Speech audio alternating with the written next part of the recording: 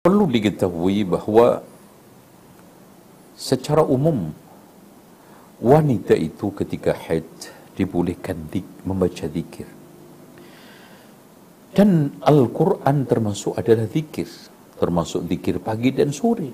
Dan di dalam zikir pagi sore itu juga ada bacaan Al-Quran. Sehingga seorang wanita yang sedang haid boleh membaca Al-Quran. Bukankah kita masih ingat ketika Ramadan, Aisyah ketika menanyakan kepada Rasulullah SAW, bagaimana ya Rasulullah, seandainya aku menemukan Lailatul Qadar, faquli, ucapkan, Allahumma innaka afuwun tuhibbul affa fa'fu anni.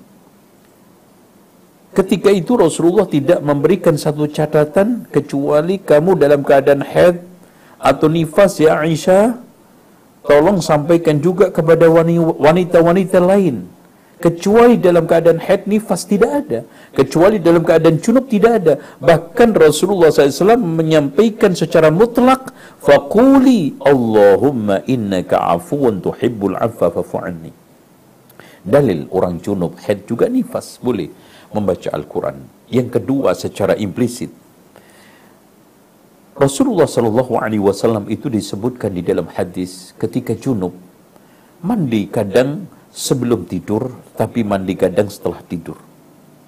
Kalau mandi setelah tidur, berarti Rasulullah SAW tidur dalam keadaan junub. Baru nanti setelah bangun dia mandi.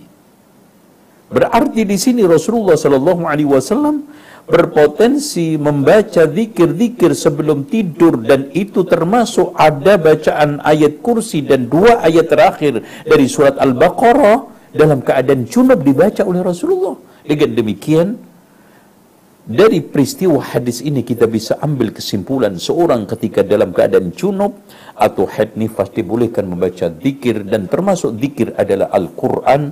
Wallahu a'lam bishawab.